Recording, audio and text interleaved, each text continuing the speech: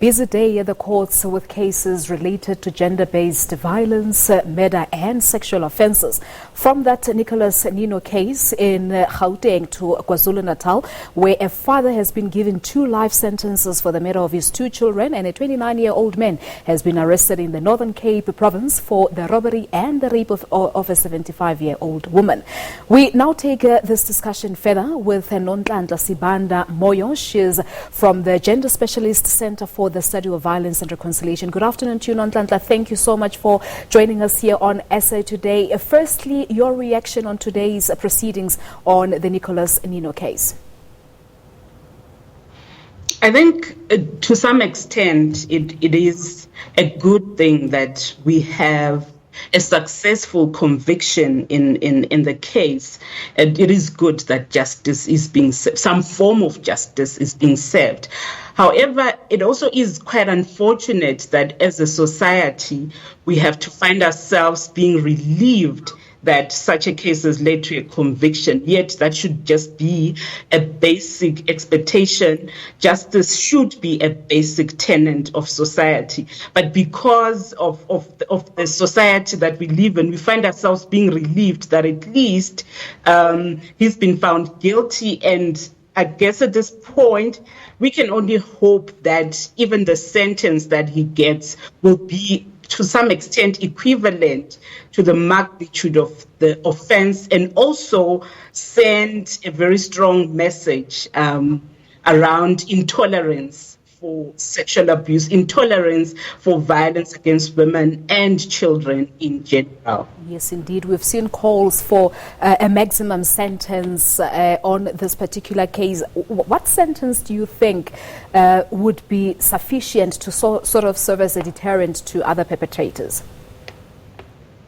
Nothing short of the maximum sentence. If others have said, I think in this case, a very strong message needs to be sent out there that we just cannot tolerate what is going on. And if we get anything less than that, I don't think that will be justice enough. I don't even think the maximum life sentence is justice enough. I think justice can only be determined and defined by the victims and the victims' family themselves.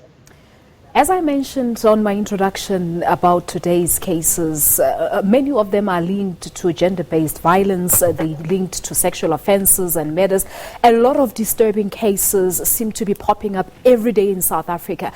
Let's just talk about what do you think could the society be missing here to sort of make sure that we deal decisively with cases of this nature?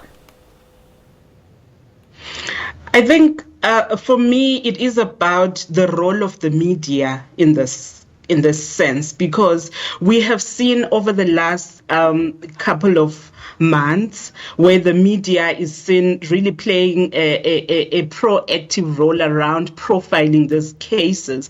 But I think what we shouldn't forget is that beyond the high profile cases, there actually are a lot of many other cases that never get told, many other cases that fall through the radar that also still deserve justice in the same way that we have seen of the high profile cases. So I think for me, it is about us recognizing that this is just a tip of the iceberg. This is not all the cases. We've seen through the crime statistics that came out just last week, where we've seen an increase in sexual offenses, but at the same time, we are aware that those numbers are just only modest. There is a lot of underreporting that happens, and that's largely as a result of the hostility of the criminal justice system, police attitudes, a myriad of reasons, and that's exactly what we need to be focusing on to ensure that formal justice mechanisms actually work for women and victims that need them. Yes, indeed. We were having this conversation earlier to say that as much as we hear of these cases that are reported on the media, but some of them do not even make it to the public domain. But in terms of addressing this scourge, a lot of things have been done. We've seen marches, we've seen seminars, we've seen summits taking place to look into this particular issue. But it looks like nothing is working. What should be done? This, of course, is a societal problem. But how can we go about approaching it to ensure that it ends? I think we need to deal with its root causes, and we know that gender-based violence is a manifestation of pervasive gender inequalities. So gender-based violence is merely a manifestation of the inequalities that are present between women and men. And if we are to decisively deal with it, we need to start there. We need to start dealing with all of those inequalities. We also need to start dealing with how we parent our kids, how we raise our boys, how we raise our girl children.